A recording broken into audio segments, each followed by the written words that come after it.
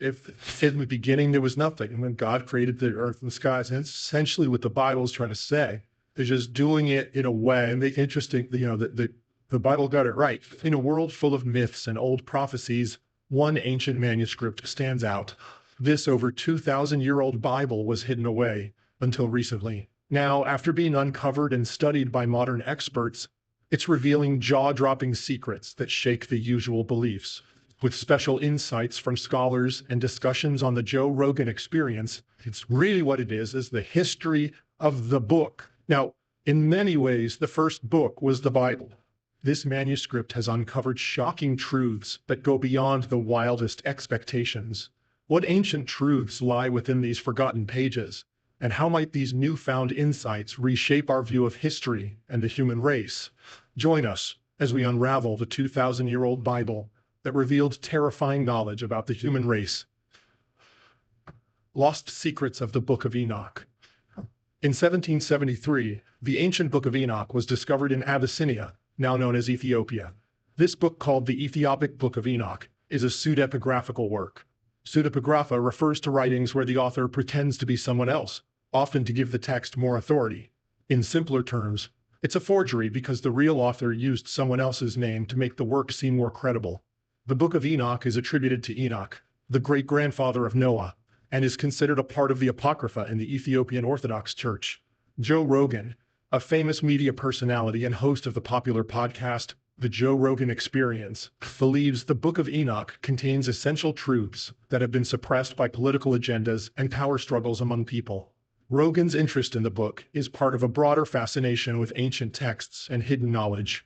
He has invited many scientists, historians, and theologians to his podcast to discuss its significance, including its controversial narratives about angels, the Nephilim, and the cosmic order. Came of age, he wanted to meet his father and his mother. Bless this journey. The books of Enoch are part of a larger collection known as the pseudepigrapha, a term used for ancient texts falsely attributed to prominent biblical figures.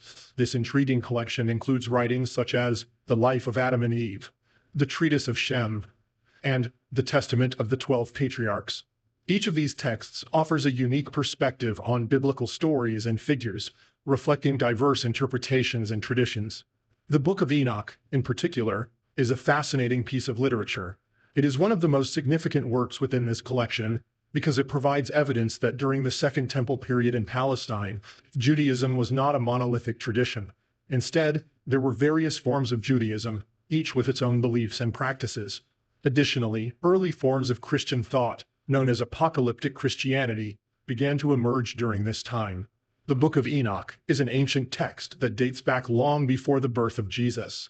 It contains elaborate visions and prophecies attributed to Enoch, the great-grandfather of Noah, who, according to tradition, was taken up to heaven without dying. This book is considered part of the Old Testament Apocrypha and was highly influential in early Jewish and Christian thought. Interestingly, the original manuscript of the Book of Enoch disappeared by the end of the 4th century. Despite this loss, the book has survived through various translations.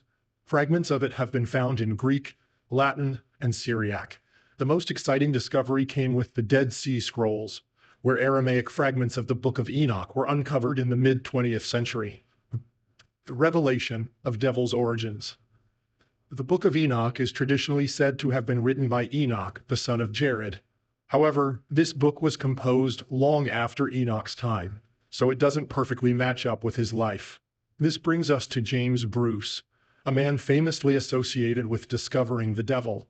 James Bruce, a celebrated Scottish explorer and scholar, embarked on a journey to find a book that he hoped would reveal secrets of ancient rituals.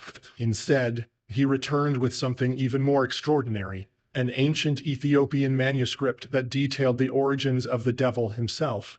The Book of Enoch, rejected by early church leaders and surviving only in fragments in the ancient Ethiopian language of Ge'ez, tells a story that the powers of the time did not want to acknowledge.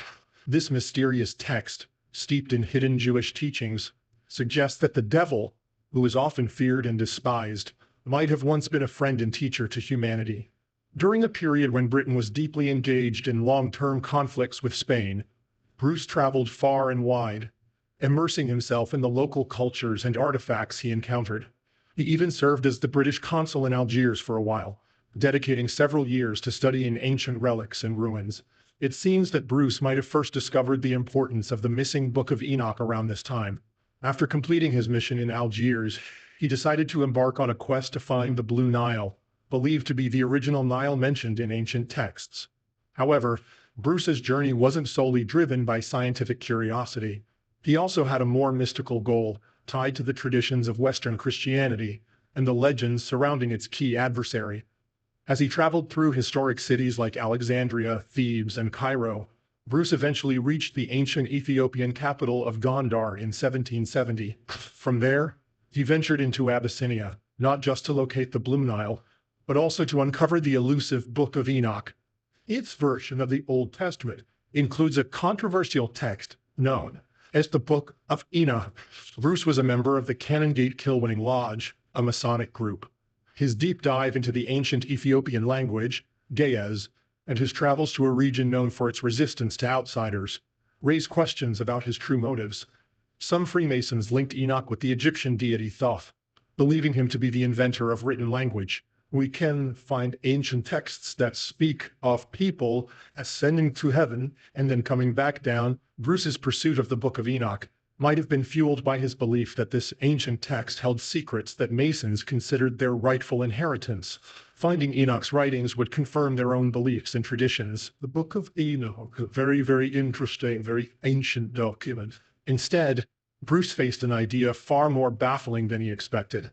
People usually blame the devil for everything bad in the world, using him as a convenient scapegoat for the age-old question of why God allows evil to exist. However, the Book of Enoch presents a radically different view. It suggests that the original story didn't have an antagonist other than God himself. Given this perspective, it's no wonder the Book of Enoch didn't make it into the official Christian Bible and remained unpublished during Bruce's era. The book implies that true wisdom came from those whom the Hebrew God tried to wipe out during the flood. Revealing such a narrative would have suggested that cultural and creative development stemmed not from Christ and the church, but from Azazel and the rebellious angels.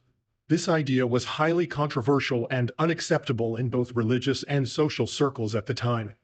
It would have stirred significant unrest, a kind of turmoil that authorities were eager to avoid. As a result, despite its rich and vivid storytelling, the Book of Enoch remains a minor note in the annals of history about Bruce, the remarkable Scottish adventurer. Secrets of the Dead Sea Scrolls. In 1946 to 1947, a fascinating discovery was made in a Judean cave by some Bedouin boys tending their sheep nearby. One of the boys, curious and adventurous, tossed a rock into a cliff opening and was startled by the sound of something shattering.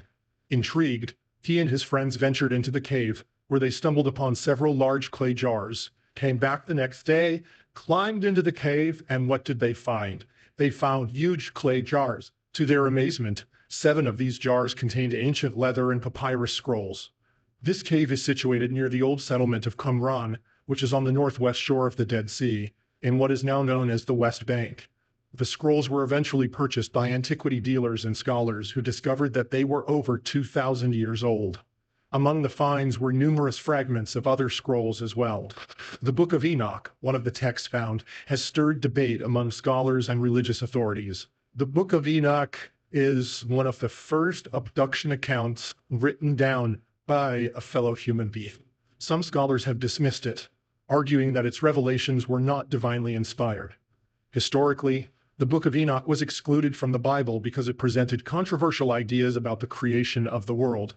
The text includes accounts of fallen angels, giant beings, unusual cosmic events, and other mystical insights that have yet to be fully validated by modern Bible scholars.